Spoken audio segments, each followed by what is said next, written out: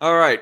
What's up, everybody? It is the Dark Conservatarian, and you're listening to an episode of Strike Force right now. Sorry that I am like over 5 minutes late. I was expecting one of my co-hosts to come on here that seemed kind of antsy to want to come on, or two of them even for that matter, but lo and behold, they're not here. And also, I am not set up on OBS because I am too lazy and too stressed as it is already to want to, stress about the setup of OBS and the instability of a connection that I would get with trying to set up OBS and so forth, because it's already been such a long work day for me earlier today. And unlike some people, which I am not going to be mentioning names, but all the same, unlike some other YouTube personalities that will do news streams on a daily basis, I actually have a full-time job. And I ended up getting a whole bunch of overtime because today was particularly busy. But anyway, yeah, Aircraft Sparky, why be stressed? Just relax. And hello there in the chat, by the way. You and I are going to have like some off-air chat about how to properly set up OBS, because you seem to be a little bit more of a pro at it than me. But then again, my biggest issue with OBS could probably also be the fact that I'm not hard-lined into my internet. I'm using a wireless internet adapter. And hello, JC Armitage in the chat. But yes, so the subject of today's stream is going to be about Ruth Bader Ginsburg. Actually, I'm not going to show that because that is about a Swedish herd immunity. But yes, opening subject today is going to be about Ruth Bader Ginsburg and some of the fallout about that. And then we're going to be getting into talking about Sweden's herd immunity that they have been developing. And then the second biggest topic of today's stream, as the title kind of implies, is going to be talking about how there is like some kids that were found, I believe it is both Ohio and Georgia. Yeah, actually Ohio and Georgia. Two different stories, one in Ohio, one from Georgia, of some kids being found from abduction. So that is a pretty lighthearted story. That's what we're going to end off with, preferably in the wake of all this whole hashtag save our children and pedophilia shit that has been arising here in 2020. But yes, so here we go. I guess no time like the present to be starting. So yes, as you all might have heard, Ruth Bader Ginsburg has just recently died, and now there is a SCOTUS appointment, and now there's a SCOTUS seat that is up for grabs right now.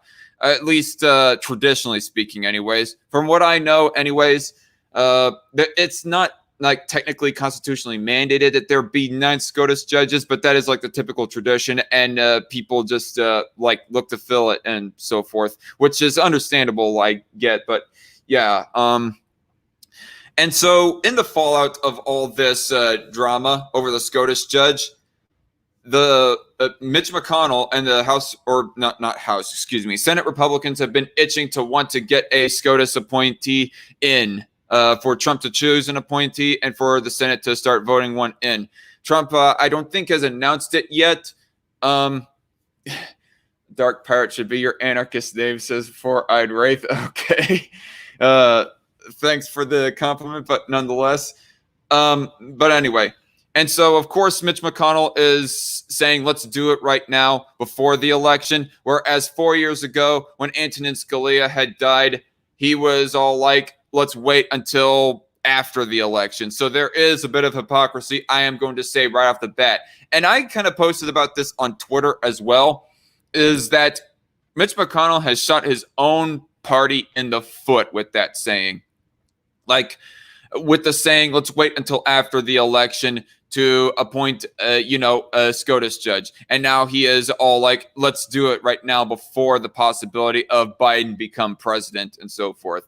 And yeah, he is a big time hypocrite in that regards, but on an individualist level, I don't think that all Republicans are hypocritical in that way. But if people want to generally just call him hypocritical, generally call Republicans hypocritical on that front, well, then there is a bit of a basis for it, because Mitch McConnell, being the leader of the Republican Party in the Senate, is, touted that saying 4 years ago and now is going against that word.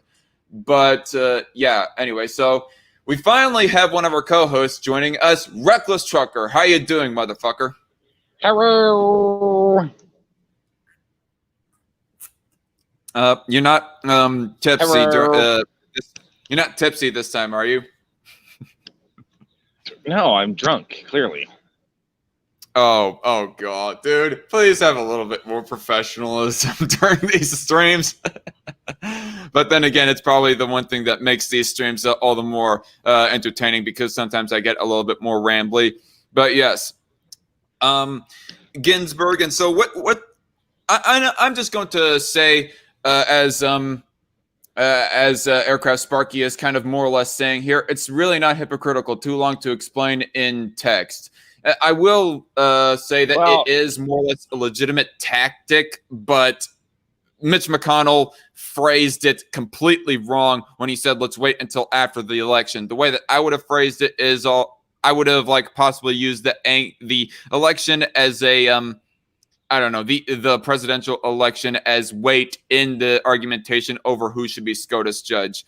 I don't know how exactly it would have been played in as weight in the negotiations of a SCOTUS judge, but that would have been a better way. And I am going to say that obstructionism on, refusing a SCOTUS appointee, all these ones that Obama would have appointed back in 2016, would have tried to appointed, obstructing in the way of turning them down is not unconstitutional. I will grant that. There is no constitutional mandate that a party has to kowtow to the opposition party as far as SCOTUS judges go. But yeah, go on, Trucker. I've rambled enough.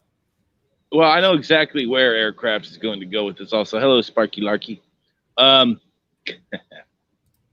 Anyway, what he's going to go with this is that it's not hypocritical of Mitch McConnell, because Mitch McConnell did say at the time that you have an opposition Senate, and it's the Senate's job to vote or not, if they want to, on a Supreme Court. And that's what Mitch McConnell said. He also said, since we're close enough to an election, that I think we'll get a Republican, and therefore a Republican nominated justice. We're just not going to vote. Well, like I said, it isn't completely illegitimate for them to refuse. I do not know. Constitutionally, it's not illegitimate at all. Yeah, that's why I basically just said to be refusing these appointees that Obama would have appointed, but at the same time, Mitch McConnell was using the wording of let's let the people have a say in who gets nominated for judge by letting them, elect a president who would choose who the appointee is.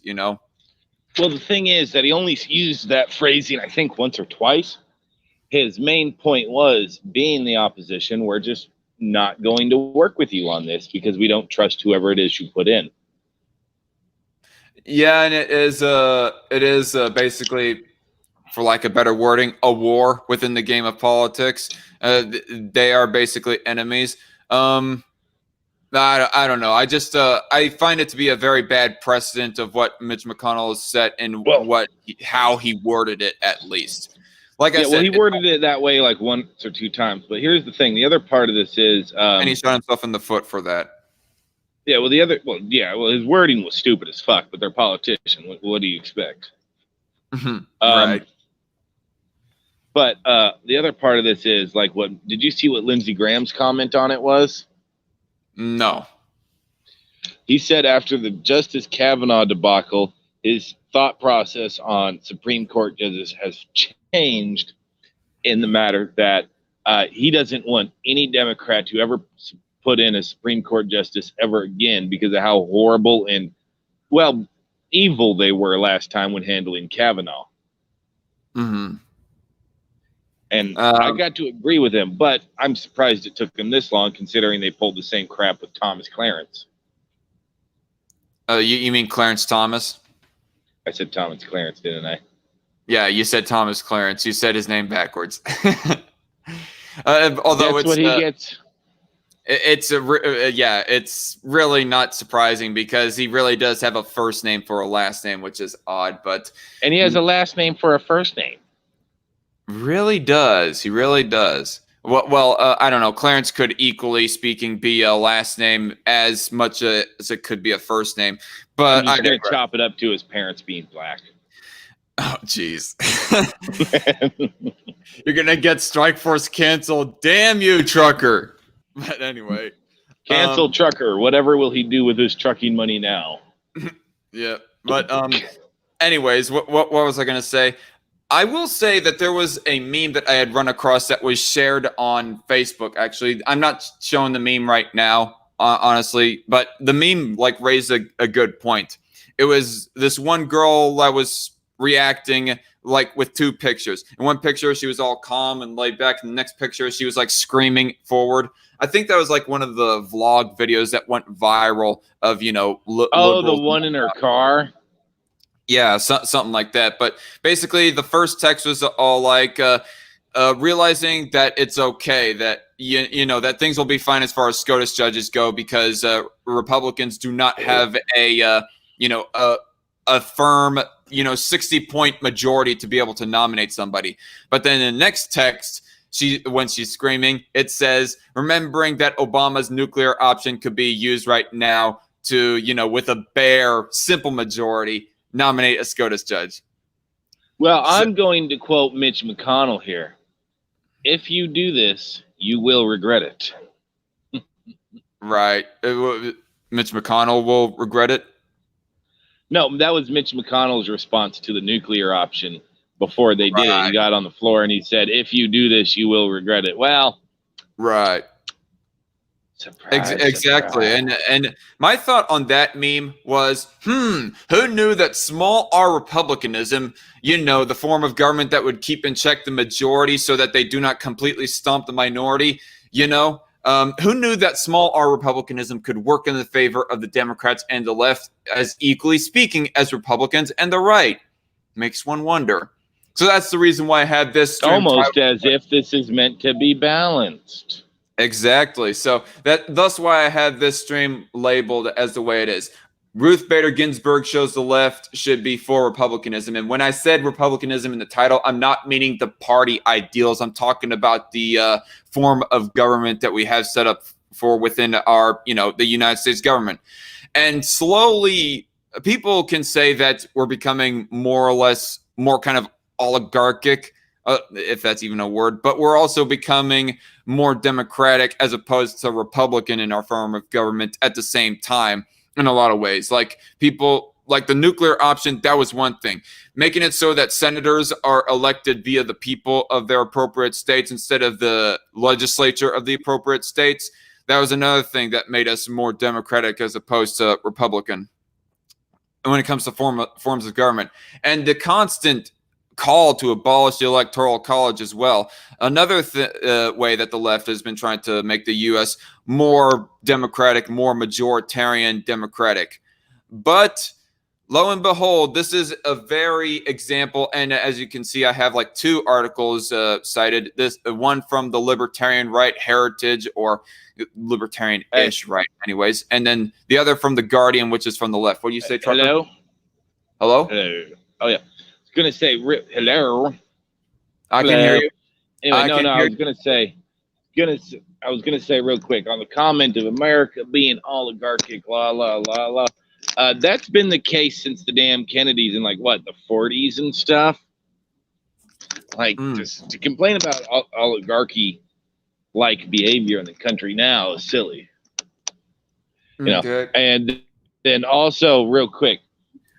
You are right in that the move from republicanism to a straight democracy is happening. I can't remember the name of the bill, but there's a bill being passed in multiple states where if they only get 3 more states, the states are actually vowing to give all their electoral votes to whoever wins the popular vote. All they need is like 3 more states, and then it'll always secure the popular vote candidate. Although the moment they do it, that'll get shot down as unconstitutional. But anyway, that's beside the point. They're trying it. That is if the Constitution actually, if people actually hold firm to the Constitution, judges actually, or the Republicans. Well, considering how many Republicans we put in there now, it's a possibility. But real quick, here's the thing. I've said it before and I'll say it again real quick, man. I got to put this comment out there. If you want a civil war, have New York City and California big cities tell Texas what to do. I guarantee you we're going to take everywhere from Tennessee south and all the way to Tennessee to Arizona and just tell the rest of the states to screw off. Mm-hmm. Right. J.C. Armitage, Trump already used the nuclear option to get Gorsuch to be a Supreme Court judge early on in his presidency. Which well, sometimes you can reap a field multiple times. That is a legitimate point, JC. So yeah, not only is a nuclear option going to backfire, the simple majority rule going to backfire against Democrats right now with Ruth Bader Ginsburg dead, but it also did backfire back then with Gorsuch. And I can't remember exactly. Was there a simple majority that got Kavanaugh nominated to the SCOTUS, or was it just or was it like a firm 60 point majority? I know the Senate was majority Republican at the time, but they could have done nuclear if they wanted to. I don't remember which way it went, but anyway, no, I think Mitt Romney's ass kept them from being able to do a full 60. A full 60 on Kavanaugh? Yeah, I think Mitt Romney did. Okay. But yeah. So it was closer to 60 than it was with Gorsuch, because I do recall, and I will firmly say that Gorsuch is the more principled SCOTUS judge as compared to Kavanaugh, because Kavanaugh, not exactly being a pro-lifer. Well, Gorsuch cannot really do anything himself as far as Roe v. Wade or abortion legislation goes, but at least he hasn't espoused rhetoric that is borderline sympathetic to Roe v. Wade in the same way that Kavanaugh has. And plus, Kavanaugh has the weight of being basically anti-Fourth Amendment with his NSA spying advocacy. Right.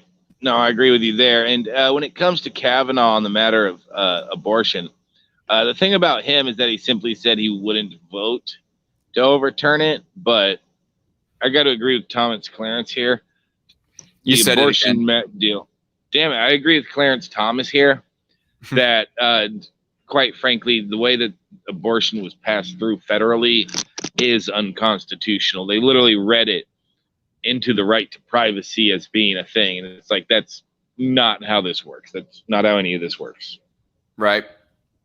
And yeah, so basically, in summarizing of all this, folks, as far as Ruth Bader Ginsburg goes, and you know, J.C. Armitage does bring up the point that it's not just Ginsburg, but even Gorsuch as well are both examples as to why that Democrats should be against the nuclear option, against simple majority rule within the Senate as far as passing SCOTUS nominees goes, and just in general be more, just a little bit more pro small r republicanism as opposed to majoritarian democracy. Will they learn? Probably not. Oh God, no. This is what happened last time when they did the nuclear option. And remember, during the DNC, Obama called the filibuster a Jim Crow relic. Meanwhile, Democrats have used the filibuster, I think, like 6 times in the last year. I don't remember what exactly it was. I remember that they filibustered a shit ton Bush, or at least between these two articles that I have read, they filibustered George Bush a lot, like in the hundreds. Right. Well, also, real quick, I just have to add when it comes to Ruth Bader Ginsburg, her dying could not have been at a more annoying time. Right. You're talking about 2020? Well, not just 2020, just the fact that it's so damn close to an election and might actually electrify the kooks. Yeah, that's the problem. I mean, there's already been like reports of protests and even riots. I haven't looked so deeply into that, so I do not know the full extent of damages done in that regards. But yeah, all the same. I'm going to quote, but for the exact opposite reasons, that screaming lady in her car. God damn it, Ruth. You just had to make it to 2021. Yeah. Yeah, but I will say, I will at least, I do want to at least comment anyways. I do say that this is an example of why that they should be for small R republicanism, but at the same time, this Guardian article right here, gone commentating an opinion piece that if Biden was to win that, if Trump was to get forth a nominee to be the 9th SCOTUS judge, but Democrats won both the presidency and the Senate, right afterwards they could like pack the court with 2 or even 3 more SCOTUS judges in 2021. So at least that's what they are proposing as a strategy. This particular Guardian writer right here. Did you see Chuck Schumer's thing about how Mitch McConnell mustn't love the institutions of America, unlike me, wonderful, great Chuck Schumer? Because if Chuck Schumer follows the Constitution and puts in a Supreme Court judge, the Democrats will destroy the institutions of America, and therefore Mitch doesn't love it. Yeah, it is a little bit funny, but I don't necessarily cite Mitch McConnell as any figure of principle. Well, look, I'm just gonna look here. Well, let's face a certain reality. They're politicians. They're going to do politician power struggles, and at this point, the Democrats are so evil, as far as I can tell, that don't give them any power at any point whatsoever that you can. No, don't give them an inch because they will take a mile. Mm-hmm. I do want to say that since I do believe that ultimately the nuclear option should be put in place, but on that point that you mentioned there, Trucker, I will say that it isn't completely illegitimate for Republicans to be using the nuclear option to their advantage, since it's now essentially an institutional thing ever since Obama and, you know, his legislative buddies, Harry Reid and whatnot. JC Armitage. Yeah, I cannot show that in the in StreamYard because I had to approve that comment, JC. But nonetheless, she says, Dave Rubin, back when he was still a part of TYT, warned about how Obama's nuclear option would come back to bite the Dems in the ass. And, well, Trump sure did prove that one now, didn't he? Exactly, JC. Exactly. Oh, it's what we like to call poetic justice. Mm-hmm. Mm-hmm. What was I? There was some other point that I wanted to mention about this. Dang it, I can't. Well, while you're trying to remember that, I just want to say, you know what? If they do have all the votes to get whoever they want in there, they ought to just go full balls to the wall, make the Democrats' brains break, and put Ted Cruz on the Supreme Court. Yeah, I don't know if that's such a. Excuse me. I don't know if that's such a good idea. Like, I know that the ideas were flaunted back in 2016 and 2017 that Ted Cruz would be the nominee to replace Antonin Scalia, but I did not know of how certain I was about that strategy because Cruz is still like a vital asset in the Senate. He's retiring after this year anyway from the Senate. Yeah, he came out and said he's going to retire after this term because he does principally believe in term limits. After this term, okay, yeah. You said after this year at first there, and I was like, well, after this term. It's just been 2 years. It hasn't been the full 6 yet since his reelection. But yeah, right. But because he believes in term limits, he's going to retire. He said. Right. Let's hold his feet to the fire on that point. And Rand Paul, too, for that matter, which I think Rand Paul is like, what, already 4 years in his second term in the Senate? No, as far as I'm concerned, at this point, I just don't want Democrats to have any chance in hell of getting in office. I don't know. I really don't want people like Rand Paul or Ted Cruz to stay in the Senate for so freaking long, like as long as Mitch McConnell or whatever else have, and become as corrupt as all these old dogs. Because I am of the belief and theory that power corrupts, and if you become so, and if you remain in power for so freaking long, it will absolutely corrupt you and make you. But it's quite obvious it's corrupted the Democrats infinitely more than it has the Republicans. I don't know how. I don't know. That would be a conversation for another time, because on the one hand, the Democrats have become arguably more corrupt, but Republicans have become more spineless and just in general making the party look worse than Democrats, the Democratic politicians making their own party look. Well, that's why they elected Trump.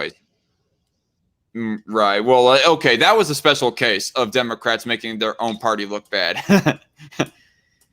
But yeah, nonetheless, I think that's it on the whole talking about the processing of SCOTUS. Well, actually, I do have one more question about that subject. Actually, why the heck is it? I mean, I just got to pose this question out there in the field. Why the heck is it?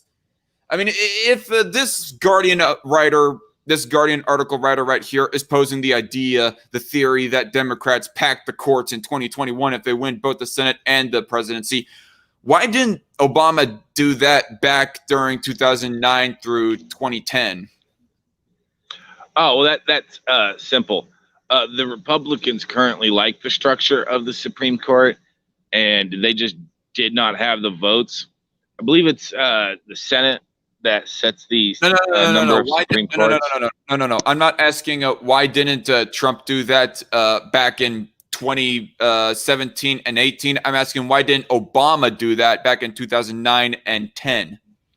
I would say, simply put, because the Democrats weren't radical enough yet to completely wreck the institution. Well, people have gone talking all the time about how Obama was like the most radical Democrat of our time. So I don't know. It seems kind of the odd. Problem is he was the most radical Democrat. Keyword was. Keep in mind, he's been warning the Democrats for 3 years that they're working themselves into a circular firing squad. Well, I will say that if Obama really did not consciously think of that, packing the courts, well, then obviously FDR was an obviously more radical Democrat than Obama. Well, yes and no, in that FDR, I would say maybe even just yes, in that FDR himself seemed to, for lack of a better word, he seemed to be a socialist, or like he liked the government. He liked government power. He liked what it had. And he outright said multiple times he's no fan of the institutions because it gets in his way. Who was no fan of the institutions? Obama? No, I'm drunk. God damn it. What was his name? Did you mean to say you just mentioned? Yeah. And FDR hated the institutions because they got in his way a lot of the time. Mm-hmm. By the way, he may have actually been more radical, but then the country leaned hard right. Right. And I do want to point out to kind of sort of pose a theory to my question anyways. JC Armitage says not as many people on the Supreme Court near death at the time, perhaps. I don't know. That's a fair point. Well, maybe you can still pack the court no matter how many of them are close to being dead. Okay. I do want to say that speaking of Obama's radicalism, I do not but there was one point during this Guardian article that I found quite funny. McConnell. Okay, so I'm going to read the full paragraph, actually. And again, I must say to y'all people, I have the articles linked down below in the description box right freaking now. Stop pointing at your penis. No. No, I'm pointing at the description box down there. They cannot see my dick, all right? I can. Since when did you start to become an NSA agent, trucker? But nonetheless, about the time they hacked my phone. They probably have, let's be honest.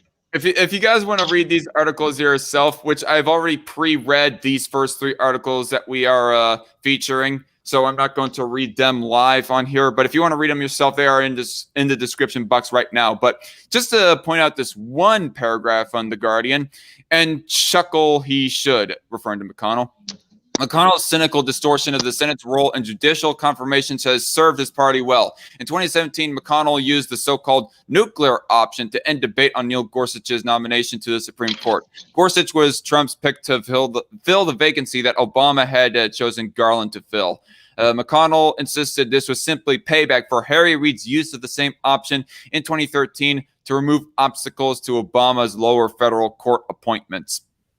And I just find that to be a funny wording right there. To remove obstacles to Obama's lower federal court appointments. You go wording it like that, you just sound like a cheesy movie villain. Oh, yes, these obstacles will be moved out of my way. Let me I've taken down the shield tower.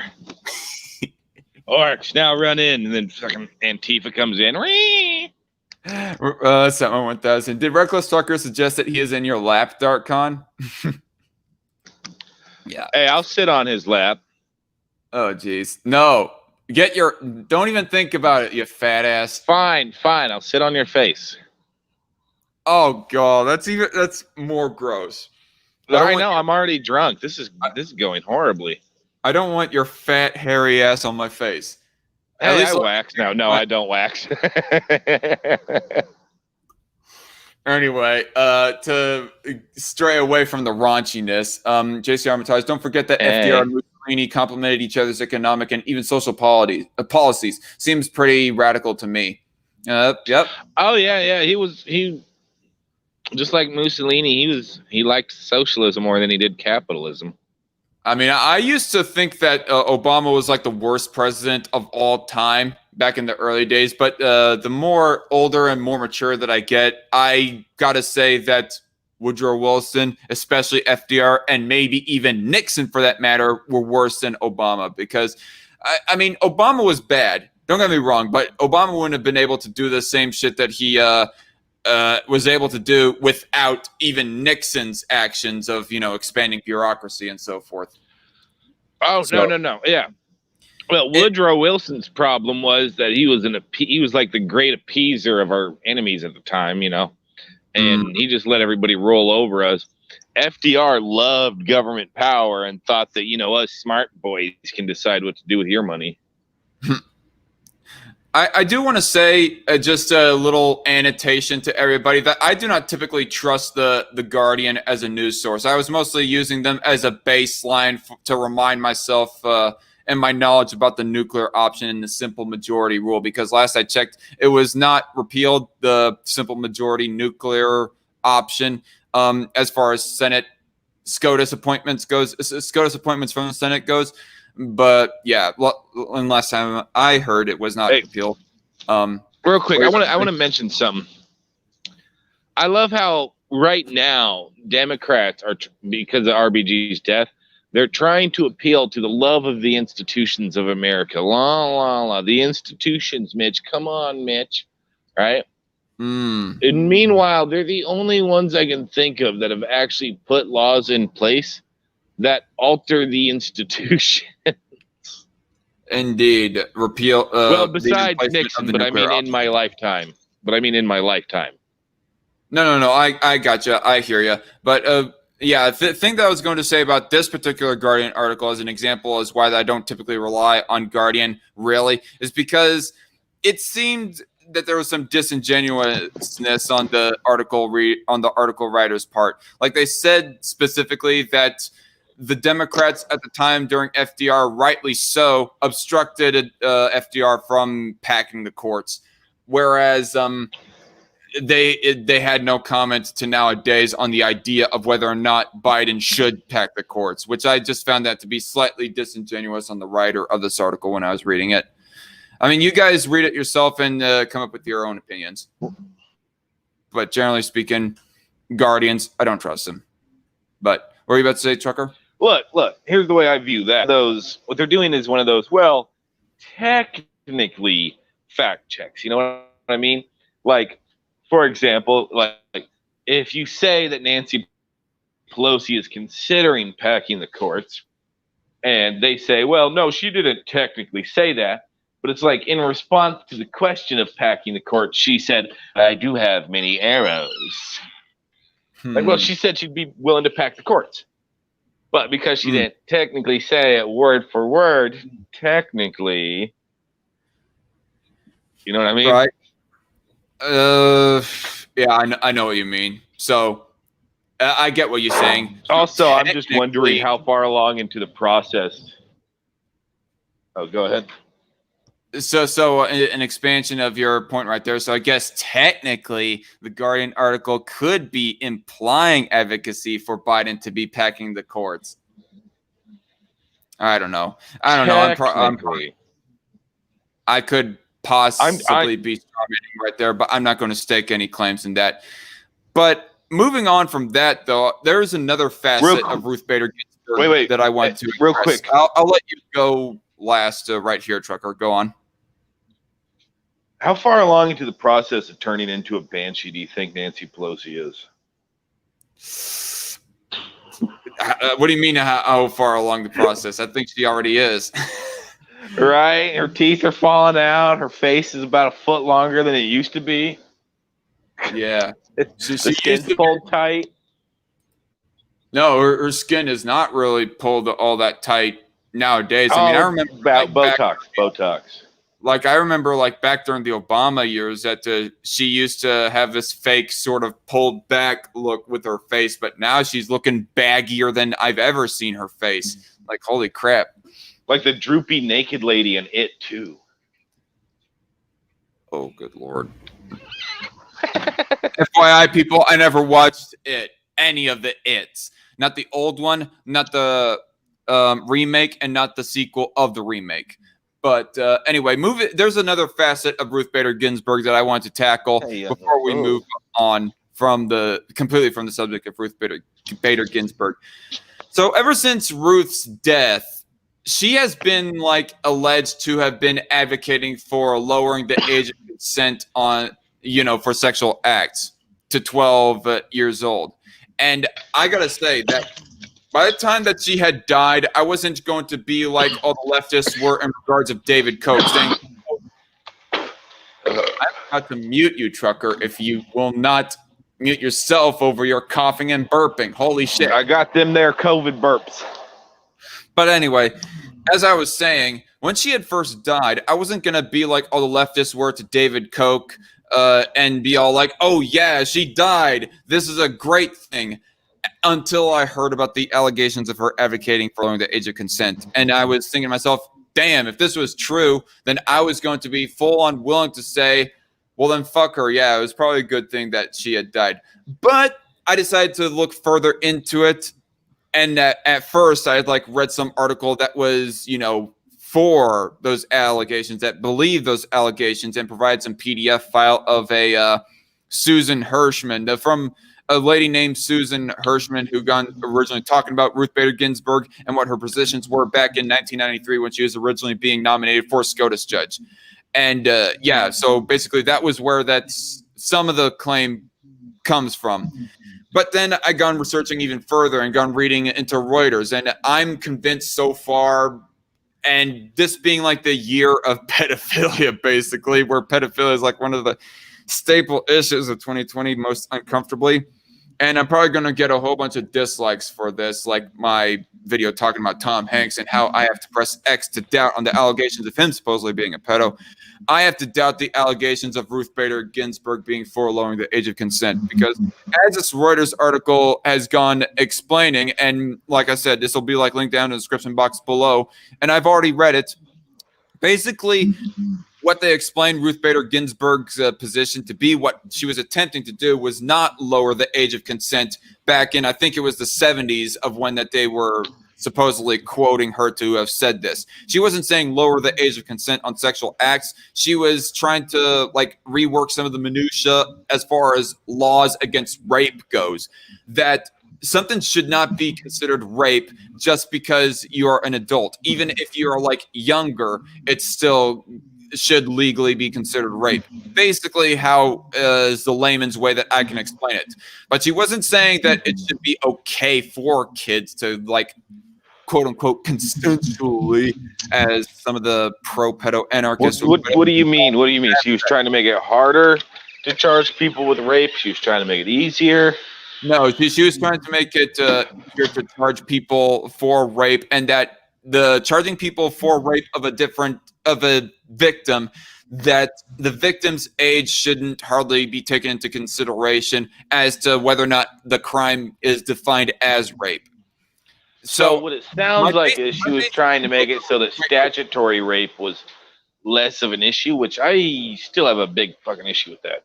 I don't know if I don't think that she was trying to like water down the whole statutory rape things. I think, but basically, what I understand what she was trying to do back in the 70s, from explained by the Reuters article, is that she was trying to make that it should be legally considered as rape, regardless of the age, regardless if the woman is under the age of 18. Which why beforehand was it not technically legally considered rape before the 70s? I do not know for absolute certain, but apparently that was the thing that Ruth Bader Ginsburg was working on back in the 70s, which I'm thinking it's wrong nonetheless, no matter what Are age. you talking like Romeo Juliet laws? No, we're not talking about Romeo Juliet laws. This article goes mentioning nothing about Romeo and Juliet laws. I'll read that later. Send it to me, will you? It'll be in the description box, but I'll try to remember to text it to you. And by the way, speaking of social media and context, the reckless trucker. And by the way, I think that's where I'm going to leave off this subject as far as RBG being alleged to lower the age of consent. I just have to say personally that I have to press X to doubt. And if you're just now tuning into this live stream right now, rewind it back about 10 minutes and then listen to my whole spiel and explanation of how and why I doubt that claim, as provided by Reuters. But anyway, speaking of context and social media, trucker, are you planning on getting any new social media since you got deleted off of Discord and Twitter? Well, real quick, I don't know if you remember Bridge Building Heathen. No. Well, I don't know if she was in your spheres, but anyway. Yeah, no. This is the first time She says my account is still around, and I don't know. Maybe somebody hacked my account and changed my password. Was her suggestion.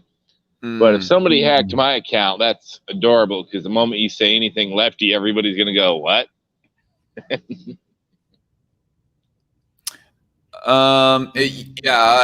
saw that. I'm going to. I saw that conversation in Discord, but you're gonna what?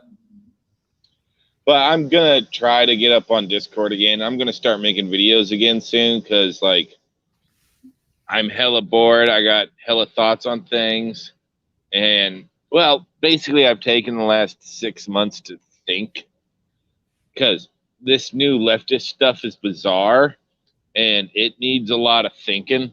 And I ain't good at that. But by the way, you can plead the fifth if you want to, but are you still working full time? Oh God, no! I'm a broke fool, man. I stole 2 beers earlier. Holy shit! From a friend. Okay, from the store. Okay, I got what you mean. Well, I had a feeling that was what you're referring to, is that you just wiped some out of the fridge or whatever. But what? You no longer a trucker? Oh, well, actually, that's a whole story. But very exciting news. My dad opened a bar. I think that you told me that one time when we were off air. Yeah, well, my dad started a bar, and I basically quit my job to help him with that, because I do believe in his liquor. Excuse me, I'm sorry. Real quick, look at this brandy. Look at this. Okay, 1 second. Let me put you on solo layout. Don't worry about those chunks in there. That's charcoal. That's how you make brandy. It still has to be filtered. I had a feeling. That is good brandy. You don't even get a hangover no matter how much you drink, man. And I believe in my dad's bar and my dad's dream there. So I basically dropped myself into the Poe house. Mm-hmm. You know, I hope that YouTube will not pull us down just for showing imagery of alcohol. Well, considering we said the word rape like 7 or 10 times. Well, take things in context, YouTube. Let this be the disclaimer that nobody advocates for rape at all. Nobody is being apologetic towards anyone's rape story. Fuck Bill Cosby. Unless, of course, your wife won't fuck you, you know. I mean, I'm just, no. You fucking edgelord. You're going to get me taken down for sure. You brought this upon yourself. You get what you fucking deserve. Good Lord. But anyway. I'm sorry. So moving on completely away from Ruth Bader Ginsburg, because I'm tired of mentioning her name now. And the other R word. Yeah, and the other R word. How long is this article exactly? Because it's a Daily Mail. Oh, damn. What the fuck? That was... What is it? Yeah, this is why high quality photos are bad. Yeah. Okay. I don't like this. I don't like how Daily Mail has their fucking website set up.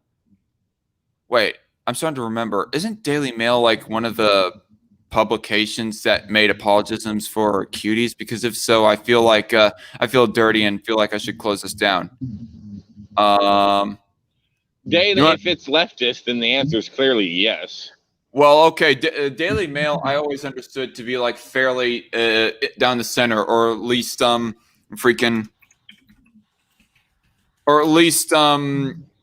the word I'm looking for, or even like right wing for that matter. Oh, good Lord, I'm probably gonna regret this. Daily Mail's the British one, ain't it? Daily Mail is British, yes. Yeah, no, that's the lefty British one. I don't know why. I was thinking of Daily something that Tucker has. No, that's a lefty one. It has like 1 or 2 conservative writers, I believe. But generally, it says the funniest lefty shit. Cuties director defends Netflix film, calling it blah blah blah blah blah. That's not necessarily a defense of cuties. Daily Mail, Francis culture minister defends a Netflix movie, not necessarily a defense from them. Look, all I'm going to say is that left wingers are evil at this point.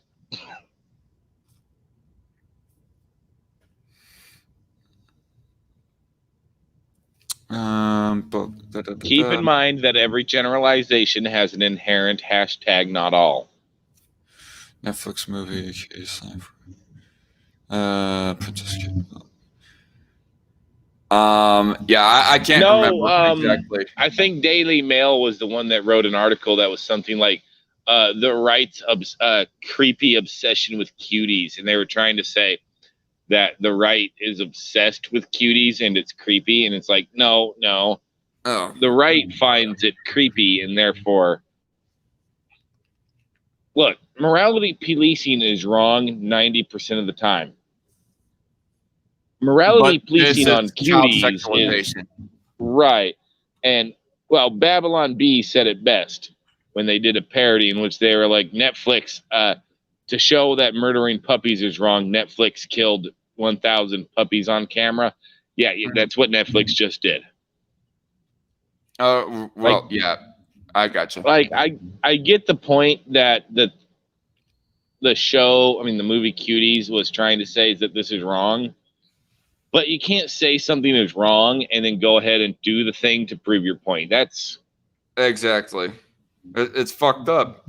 And it makes it suspect upon the director and producers, you know. Well, it's and maybe, and this is one of the few times I'll put this out there. So all right, maybe it was a cultural issue because the director was a Muslim woman, and let's be honest, Muslim has a problem with young girls. Well, Islam does. Well, let this be like the correction against at least one example of a Muslim doing this type of exploitation. Like, basically, Westerners Pakistan. Wait. Basically, Westerners telling this Muslim, get into the culture. Children is a very damn well no-go as far as sexualizing shit goes. Right. Well, here's the thing. Like, if you look into Pakistani Muslim culture and stuff, which the director comes from, and which the as far as the story goes, the main character comes from, I believe, has a creepy problem with marrying young girls. Like, I'm talking like as young as 9 years old, like Muhammad's wife. What was her name? Something. Anyway. Wait a minute, Pakistan condones or condemns that? It does it all the time.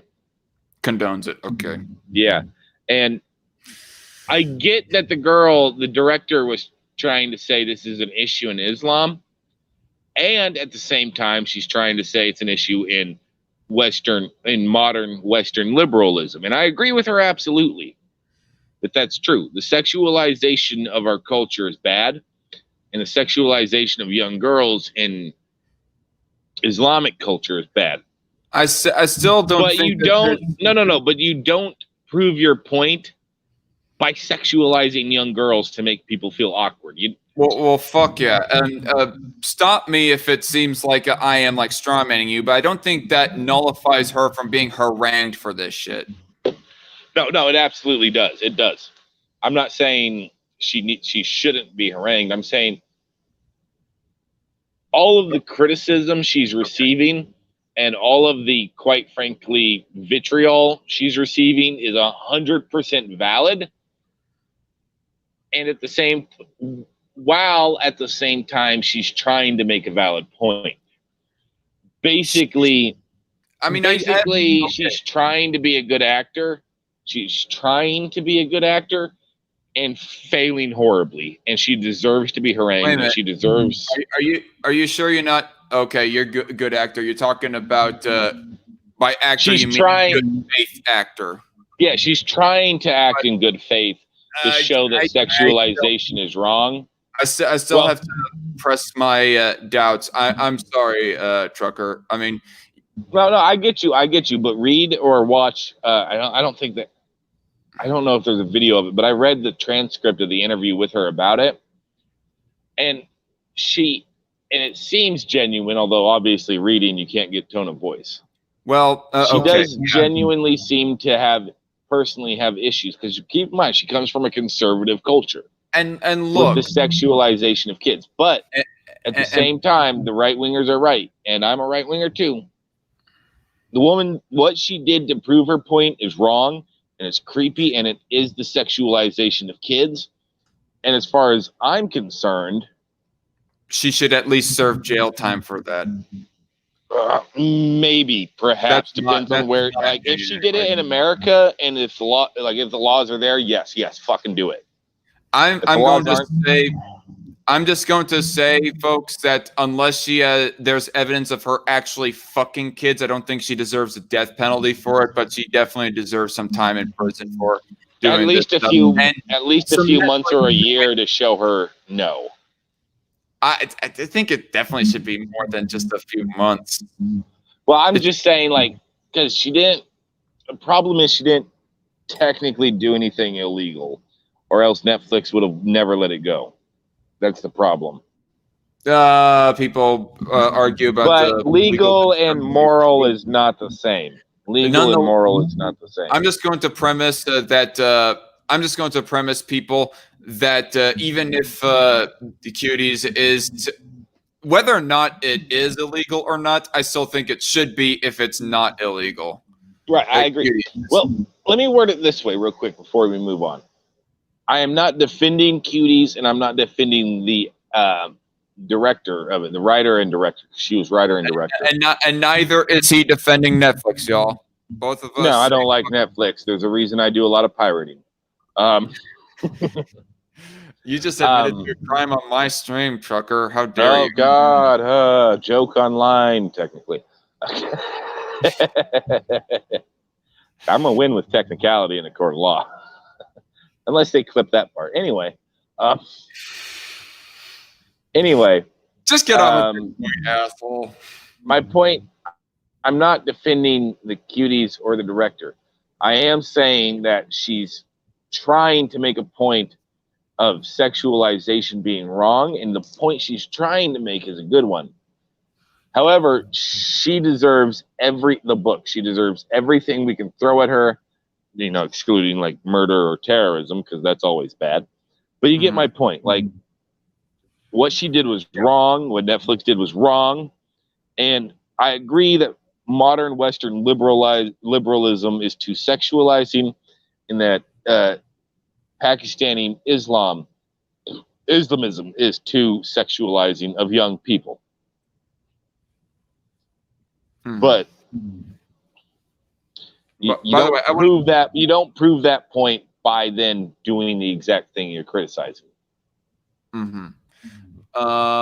Anyway, Aircraft Sparky saying those camera shots were deliberate. Hey, Sparky, since you're here right now, I got a quick question for you. Maybe you can answer it. Is Daily Mail the one article or one of the publications that was making apologisms for cuties? Just a very quick question on that. And let's see if he answers yes or no in the chat here.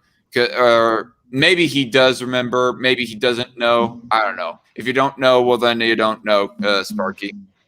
But I'm just okay. Sparky says yes. Well, then in that case, fuck him. Just like the half-ass trust Sparky. Just like with you, Sparky. Just like the Rambo 3 meme goes, y'all. Fuck him. Fuck him. I'm sorry to have dropped us into that long tirade there. No, but this is one of those things that you aren't perfectly clear. I kind of brought ourselves into that when I was questioning as to whether or not Daily Mail was one of those publications that was making apologisms for cuties. But since they apparently, or most likely anyways, are one of the people that did that, well, then I'm just going to completely dismiss that article that I was about to read about talking about Swedish herd immunity. I'm going to have to go to some other talking about that. We can still talk about the facts of the case. Just don't include the opinions, because opinions in these articles are always retarded. Okay. I've been listening the whole time. But I am very interested in what you're looking at right now. Right. So, moving on from cuties, because damn it, that subject makes me way too damn depressed and angry. And so, fuck you, trucker, for making us go on a long tangent about it.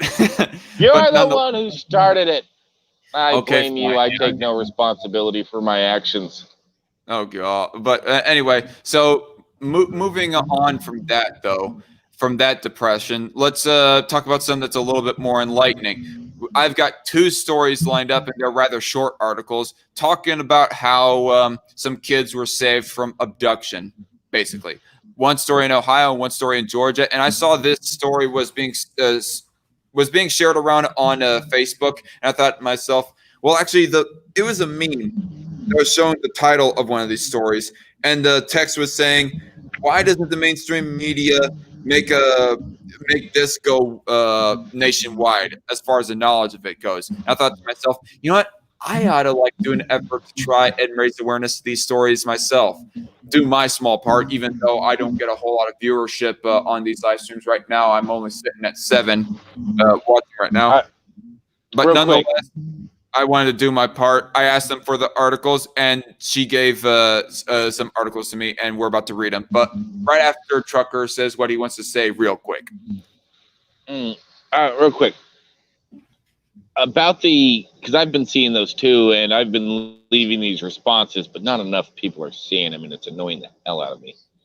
But the reason I would say that the mainstream isn't making these things more noticeable front page news and whatnot, because a lot of people are commenting with conspiracy level stuff.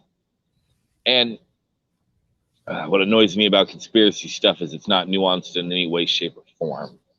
But the reason, most of the time, anyways. Hashtag not all conspiracy theorists, y'all. Anyway, sorry. The reason mainstream media doesn't bring this stuff up as far as main page issues, you have to see this stuff, is one very easy and simple reason. It doesn't sow the division that the mainstream media wants. And I realize I'm essentially using something else that can sound conspiratorial to prove my point. But let's be honest, division. That's not really conspiratorial. I mean, let's be honest. Media is very divisive. It's a generally known fact. Right. But that's what brings in the views, is if you're divisive as fuck and you get people to argue and scream at each other. Right. And it makes, basically, if you can sow division, it makes money, because your money is based on views, which is one of the. Anyway, I'll get into this later. But the reason is because if they share a story that causes people to unify instead of divide, they won't make as much money. Mm-hmm. And right. That's why. It's. I don't think it's because everybody in CNN's a bunch of child raping pedophiles or anything like that, and it's just that these unifying stories don't make money. Oh, geez. Although I gotta say, what's his name with the bald head? Looks like a grown baby. He does look creepy. Wait, what? What are you talking about? I don't know. The creepy looking CNN guy who's bald and yet he's like only 40-something years old. I don't know who you're talking about. Those are creepy looking dude. Anyway, let's move on to the more enlightening stuff to end this stream off on a high note, y'all. U.S. Marshals locate 25 missing Northeast Ohio children in 20 days. That's a lot of kids for that short amount of time. About 1/4 of them are confirmed to be related to human trafficking or prostitution. Damn. JC Armitage asks Don So Lemon, what, like 8 of them? No. Yeah, it'd be 5. Anyway, go on. Locate. Oh, no. It was 25 children. So it'd be like 7 or 6. It'd be like 6 or 7. But JC Armitage asks, or like 6.5. Was oh god, yeah, they cut up one of those kids in half. Brian Stelter, his name says. Yeah, Brian Stelter, that guy. All right. So anyway, moving on. Cleveland. The U.S. Marshals Service has announced a very promising start to its Operation Safety Net program to locate and recover missing children from Northeast Ohio. So far, 25 missing and endangered children have been recovered. The located children have been between the ages of 13 and 18. Children have been recovered in Cleveland, East Cleveland, Akron, Mansfield, Euclid, Willoughby, and as far away as Miami. Of these cases of missing... this stuff's creepy, man. Some of them are globe spanning when you look into them. Right. I'm sure they probably get shipped off to some, well, I won't say high profile, probably well renowned within the criminal world trafficking ring that is worldwide. They get shipped off into some boat or whatever. By that, he means Arab millionaires. Oh, jeez. Or if you don't mean it, I do. Maybe. I don't know. I don't know for absolute certain the whole extent about child sex trafficking and whatnot. Honestly, my efforts when it comes to research and information is more about abortion than it is about child sex trafficking, which child sex trafficking, it is an important thing to talk about. And I applaud all the anti-child sex trafficking and all the anti-pedo activists out there. Good for you. Hats off to you guys. You're doing the Lord's work. Exactly. That is not sarcasm when I say good for you. Good for you. It's not typically my shtick. I'll engage in it every now and again. I mean, especially with this whole cuties controversy. That's when I've been most heavily engaging in this stuff in relation to child sexualization. But nonetheless, it's typically not my personally my shtick. I like to be a jack. I typically like to be a jack of all trades when it comes to talking about subjects, but abortion is really my favorite subject, generally speaking. Anyways, of these cases of missing children, about 1/4 of them are confirmed to be related to human trafficking or prostitution. # save our children, y'all. The U.S. Marshals Save the children. Yeah. The U.S. Marshals Service has been working with its state and local partners over the past 20 days to find missing children. United States Marshal Pete Elliott, Police Chief Calvin Williams, Sheriff David Schilling, East Cleveland Police Chief Scott Gardner, and Newburgh Heights Police Chief John Majoy, it's probably pronounced Mahoy, made the joint announcement about the recovered children in a release sent out on Thursday. U.S. Marshals and their local partners say they will continue to work over the next several weeks to bring more children to safety and return them to safe places. So that's like 25 down, only about, 40,000 to go or something? I don't know. It's probably more than 40,000 as far as children trafficked. Some other Real quick, hey, probably an expert on the numbers. Go on. real quick, I just remembered this, and I better point this out. Have you seen the Wayfair furniture child trafficking conspiracy theories? Yeah, I've seen them, and that's actually something that I gone talking about in one of my episodes of Strike Force, where I was talking about the allegations against Tom Hanks supposedly being a pedophile. I was talking about that along with the Wayfair stuff in that episode. I'll have to link you the live stream later. It's one of my shorter episodes too. But what about it? Well, real quick, the reason that the link that I see that's the most common is Wayfair and then Border Patrol and ICE, and because people are like, oh well, I've never seen why would Wayfair be delivering things to ICE?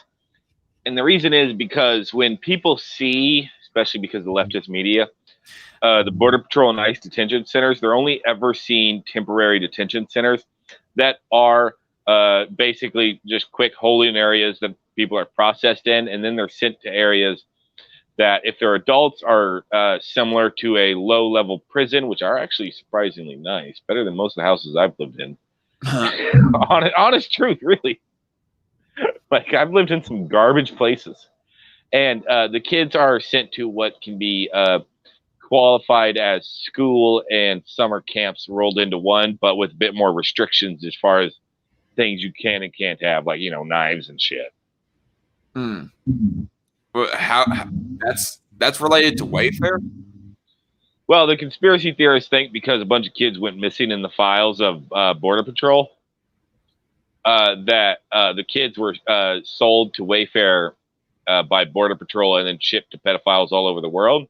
And I have no clue what happened there as far as the kids just up and missing. But keep in mind, a lot of kids are given to the nearest relative, quote unquote, and then they just don't track them anymore and they leave the files there. Yeah. And by the way, might I add an expansion of that point? And I addressed this in the episode, what was it? I can't remember which number it was, but nonetheless, the Tom Hanks episode of Strike Force. I got into saying this, and I'm sure that not all of the Wayfair allegations, child sex trafficking allegations are complete bunk. I mean, some of them I'm sure might possibly be legitimate, but it seems that with the few examples of these stories, a few of the anecdotes being pulled out of, hey, this kid is missing, and the evidence that we have is because this piece of furniture is named after that kid, so that connect the dots that the kid is being shipped out in that piece of furniture to this rich person or whatever, and that's how they're sex trafficking them. But then later on, the same kid goes speaking out, actually, I'm no longer abducted, I'm no longer sex trafficked, I was saved a few days ago. I mean, the fact that some of these kids are coming out in that sort of trend, in that sort of form, it just really does show to be evidence somewhat against the Wayfair allegations, or at least these singular anecdotes, anyways, that the Reuters article got pointing out in that episode that I had featured them on the Tom Hanks episode. But yeah, that's what I just wanted to say. And moving on from Wayfair, let's go talking about children who are actually I'm sorry, but I have to fight disinformation when I can. I'm sorry. No, it's completely understandable. But we are actually still around 1 hour time on this episode of Strike Force. It's still going to be one of my shorter episodes yet, in spite of us going off on huge tangents about cuties and Wayfair and stuff like that. Even though that wasn't the subject I was wanting to originally bring up. Basically, invite me for the long forms.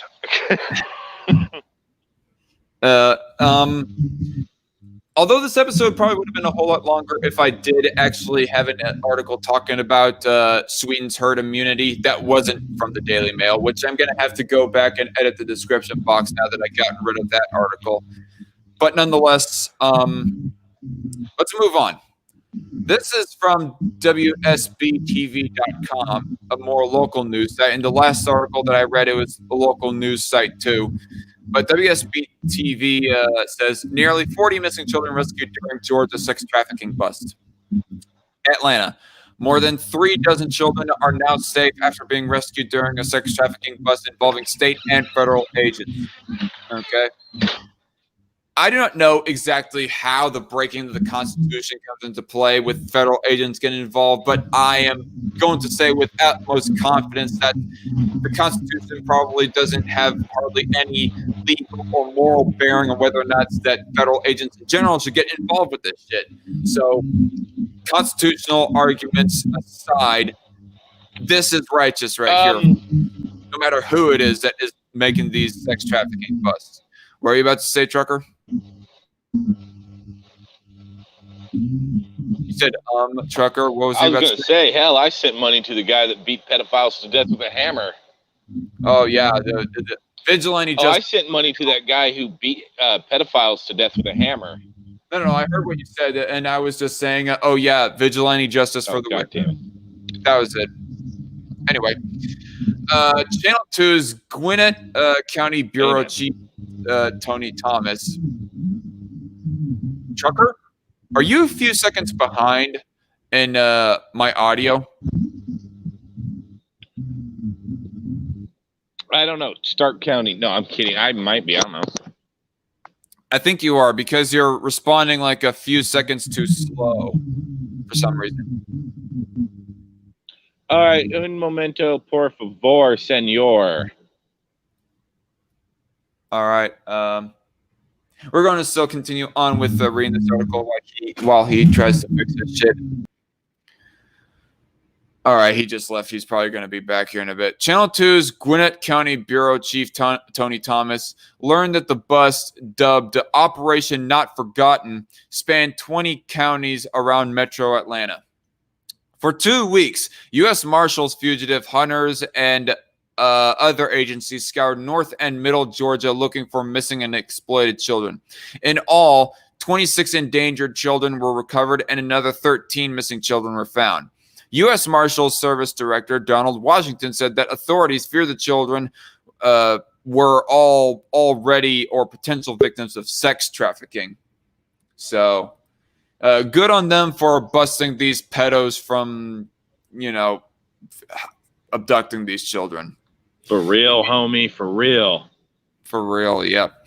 These missing children were considered to be some of the most at-risk and challenging recovery cases in the area. Wait. We're all already... Yeah, it seems like in this particular story, the Georgia story here, there seems to be a higher percentage of these children that were involved with sex trafficking stuff or were being exploited for sex trafficking stuff as compared to the Ohio story here. What I'm getting here anyways.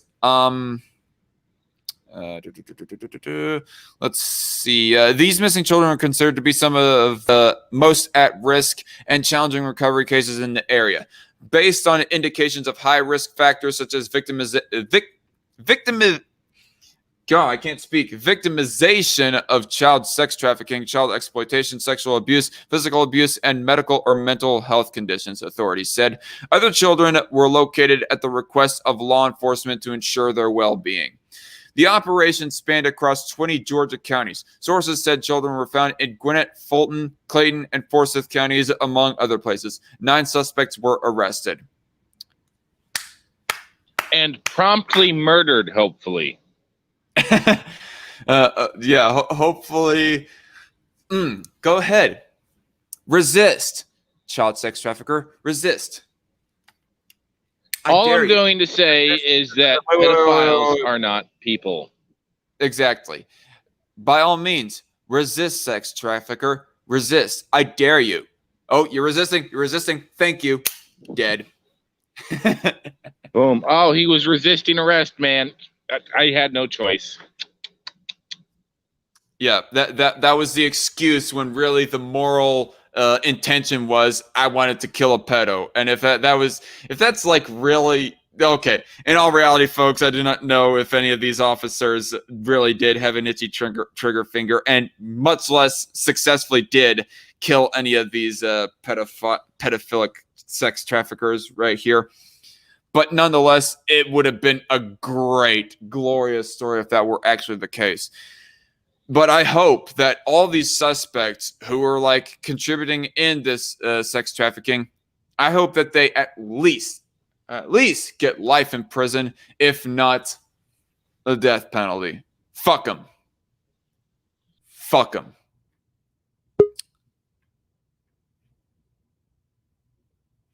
Damn, trucker. Oh, hello. Hello. I can hear you. Can you hear me? I can hear you. You're beautiful. You were definitely slow in your response right there, trucker. Well, you know what? I'm going to blame YouTube censorship because YouTube's a bunch of pedophiles. No, I'm kidding. No, but okay. Just let everyone know, nobody is condoning that actual saying right there until there's actual firm evidence to suggest that Susan Wojcicki is, has committed those sorts of acts. Nobody's going to start accusing her of pedo type crime. I'm not saying Susan Wojcicki is demonic hellspawn meant to destroy and destabilize our culture, but anyway. Anyway, moving on. The suspects are now behind bars as state prosecutors step in to handle the cases, and medical and social workers focus on helping traumatized kids. Get them to their parents. That would probably be the best, health for their healthy thing to handle their trauma is get them back to their parents. I mean, especially if their parents actually do give a shit. If they don't give a shit, well then. Yeah, it's probably not going to help, but get them to their parents so that maybe they can be cared for and hugged and kissed and whatnot. Keep in mind, there's a real possibility with child sex trafficking criminals that the parents actually sold the kids. That isn't common, but it's not uncommon either. That's the problem with that. I don't know. Maybe there should be an investigation, but I don't know. That point aside, though, one missing child is worth thousands in my mind. Indeed. Of fugitives that we go out and get, Washington said. Georgia Attorney General Chris Carr said authorities will measure their success on how many lives that we have saved, and that will have a new and fresh start. Other major cities across the country have similar operations underway. Most of them have yet to be completed. Georgia Governor Brian Kemp issued a statement about the bust via Twitter Thursday night. Governor Brian Kemp and GA First Lady, and I applaud the work of law enforcement in Operation Not Forgotten.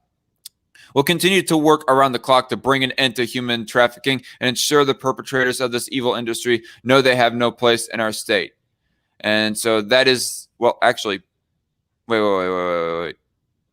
Okay, let's go through the arrests right here. The people arrested include Muradio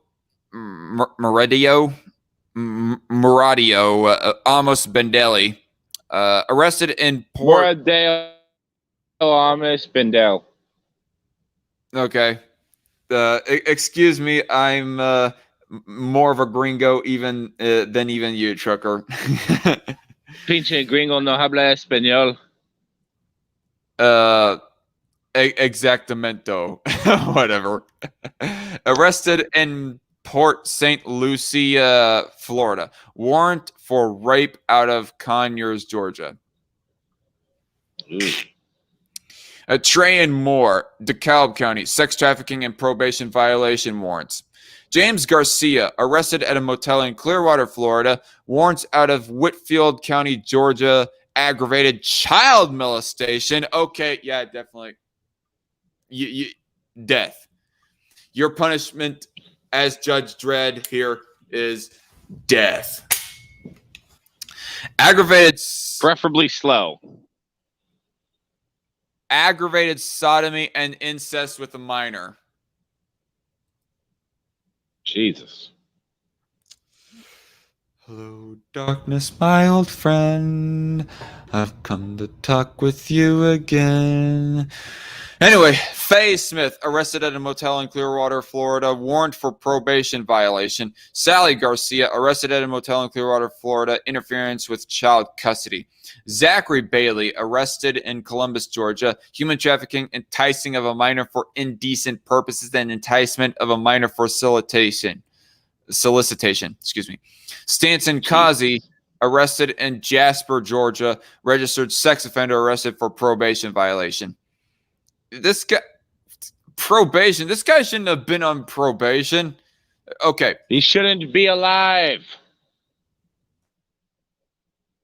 Or something like that is what the sex offense is. And it, definitely, if it's something involving children, why is he being let out but put on probation?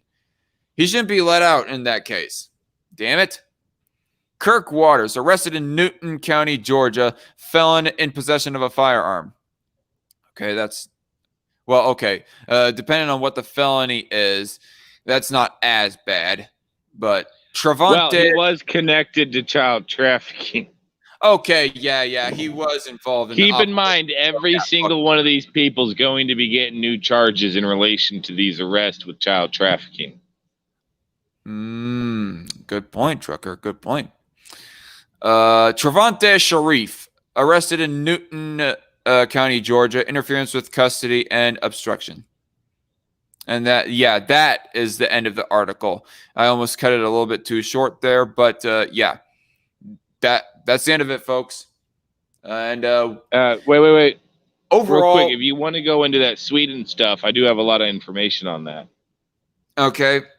I guess we can talk about it a little bit right here, but obviously I'm going to still look for an article to talk about this officially on an episode of Strike Force, but go on. Well, keep in mind, everything I'm about to say is backed up. Do your research, though. I know for a fact this is all backed up by science. I'm sorry. I had to do my impersonation of Chair. I'm kidding, Chair. I love you. But you're anti-science, Trucker. I mean, don't you know you deny climate change? Oh, no, I don't agree with 99% of scientists, according to a shitty survey. Well, you don't even deny climate change, just question. Well, anyway, off of that tangent, that was just meant to be a joke back on that one debate that you had in 2019. You know what I mean?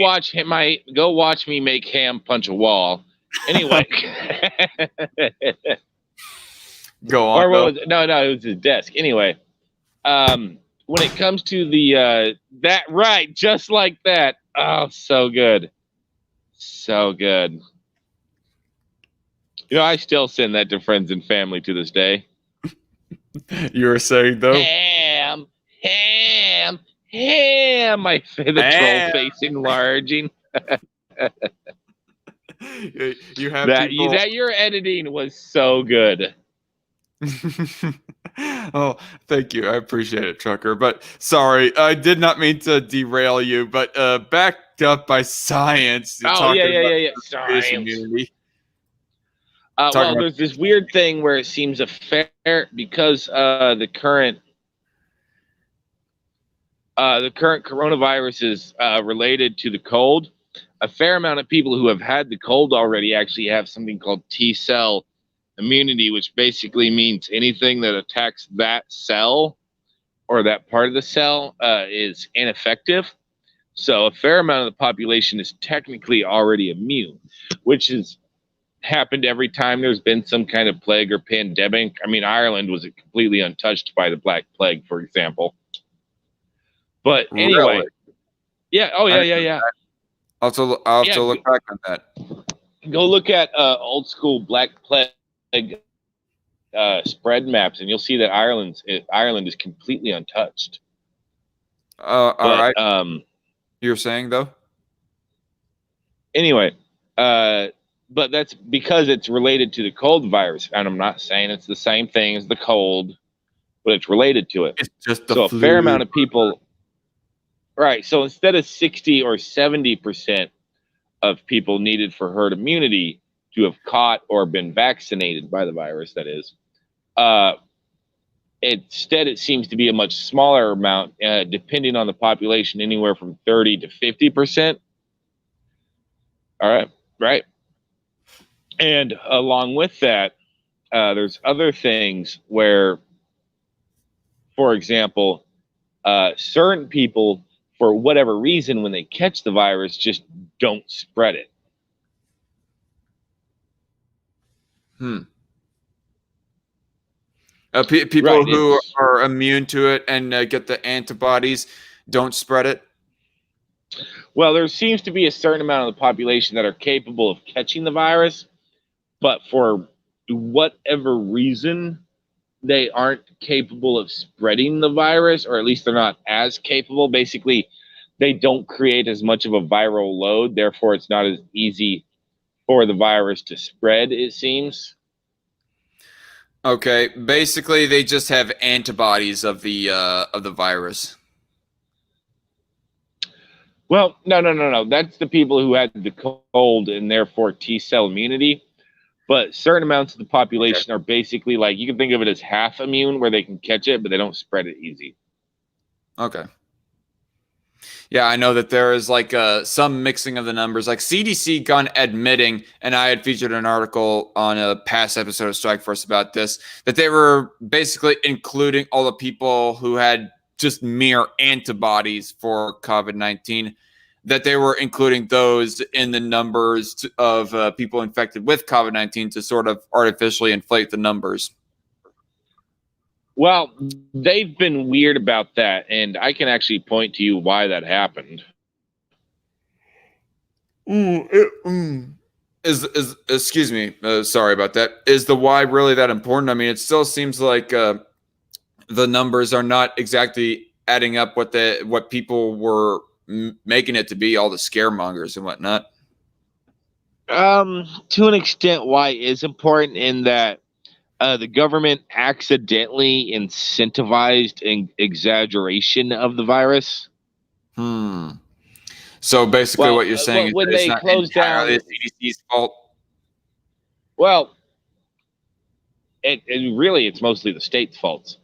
But whenever they closed down, quote unquote, non-essential medical procedures, and then at the same time started giving money out to people, hospitals that were treating COVID, they created an incentive for hospitals to fraudulently claim things are COVID, or to flimsily claim things are COVID. You know what I mean? So basically, I got you. This is basically just the government being retarded and creating very bad incentives, like it usually does. All right. It's not a conspiracy; it's stupidity. What was there anything else that you want to say in regards to this? Because I kind of wanted to end this live stream here very quickly, so I can like talk to you about a little bit of something off air. Or was there something more that you wanted to say? All I wanted to say is that you're a gorgeous man, and I would love to lick the side of your face. Yeah, and I don't doubt that you would do that too, considering of how drunk that you'll get sometimes. But maybe I'll. But anyway, was there something more that you wanted to say about Swedish herd immunity, or was that about it?